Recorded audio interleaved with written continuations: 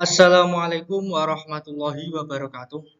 Perkenalkan, nama saya Muhammad Nurul Ihsan Asmawi dari semester 3 kelas PAIC dengan akhiran NIM 088. Di sini saya akan membuat salah satu tugas mandiri dari Pak Fuad Hasan yang mata kuliah Ulumul Hadis tentang takhrij hadis. Langsung saja.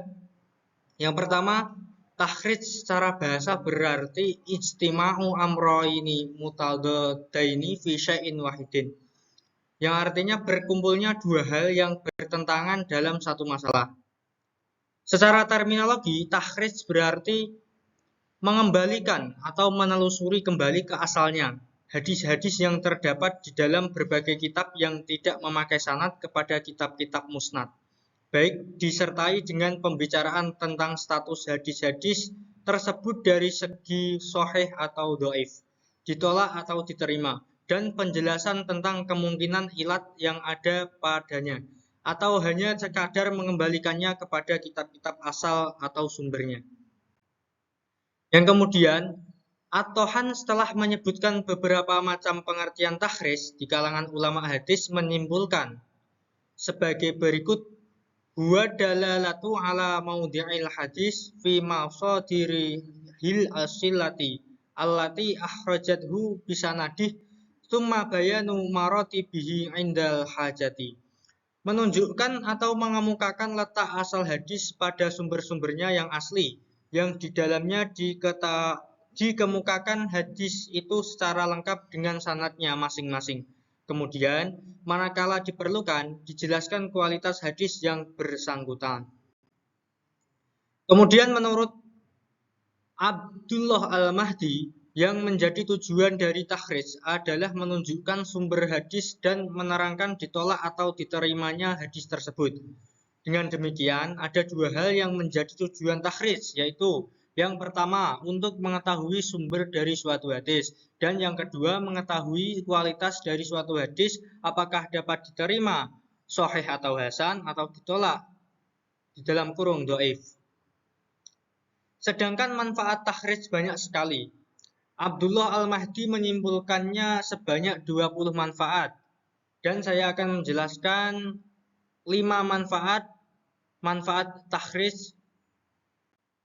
Yang pertama, menambah perbendaharaan sanad hadis melalui kitab-kitab yang ditunjukkannya, memperjelas keadaan sanad sehingga dapat diketahui apakah munqati, mudhal, atau lainnya, memperjelas hukum hadis dengan banyaknya riwayat, seperti hadis dhaif melalui satu riwayat, maka dengan takhrij kemungkinan akan didapati riwayat lain yang dapat mengangkat status hadis tersebut kepada derajat yang lebih tinggi, mengetahui pendapat-pendapat para ulama sekitar hukum hadis.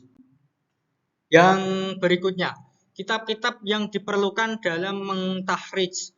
Dalam melakukan takhrij, seseorang memerlukan kitab-kitab tertentu yang dapat dijadikan pegangan atau pedoman sehingga dapat melakukan kegiatan takhrij secara mudah dan mencapai sasaran yang dituju. Di antara kitab-kitab yang dapat dijadikan pedoman dalam mentakhrij adalah ada Usul At-Takhrij wa Dirasat Al-Asanid oleh Mahmud At-Tohan. Yang selanjutnya Husul At-Takhrij bil Usul At-Takhrij oleh Ahmad Ibnu Muhammad As-Siddiq Al-Ghorami.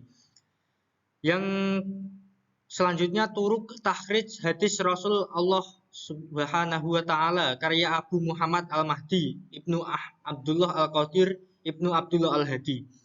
Yang selanjutnya metodologi penelitian hadis Nabi tulisan Syuhudi Ismail dan lain-lain. Selain kitab-kitab di atas, di dalam mentakhrij diperlukan juga bantuan dari kitab-kitab kamus atau mu'jam hadis dan mu'jam para perawi hadis, yang diantaranya seperti Al-Mu'jam Al-Mufahhas lil Afwaj Al-Hadis An-Nabawi oleh Ajwinsik, seorang orientalis dan guru besar bahasa Arab pada Universitas Leiden, dan kemudian bergabung dengan Muhammad Fuad Abdul Al-Baqi. Miftah Kunuz Al-Sunnah juga oleh Ajwinsik yang memerlukan waktu selama 10 tahun untuk menyusun kitab tersebut.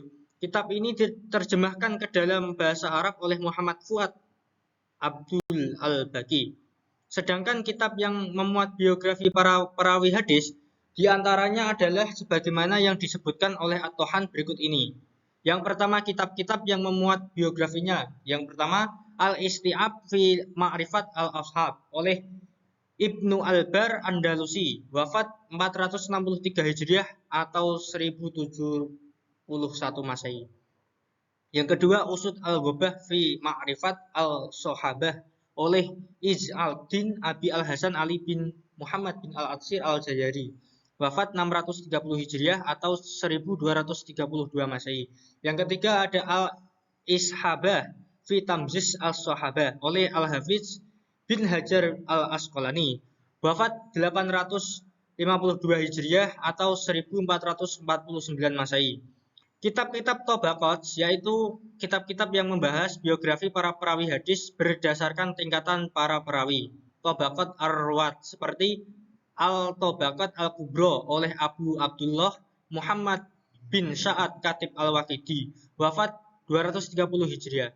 Yang kedua, Tadkirat Al-Hufaz karangan Abu Abdullah Muhammad bin Ahmad bin Usman Ad-Dahabi, wafat 748 atau 1348 Masehi. Dan yang terakhir, cara pelaksanaan dan metode takhrij. Di dalam melakukan takhrij ada 5 metode yang dapat dijadikan sebagai pedoman. Yang pertama, takhrij menurut lafaz pertama matan hadis. Yang kedua, takhrij menurut lafaz-lafaz yang terdapat di dalam matan hadis. Yang ketiga, takhrij menurut perawi pertama. Yang keempat, takhrij menurut tema hadis. Dan yang terakhir, yang kelima, takhrij menurut klasifikasi status hadis.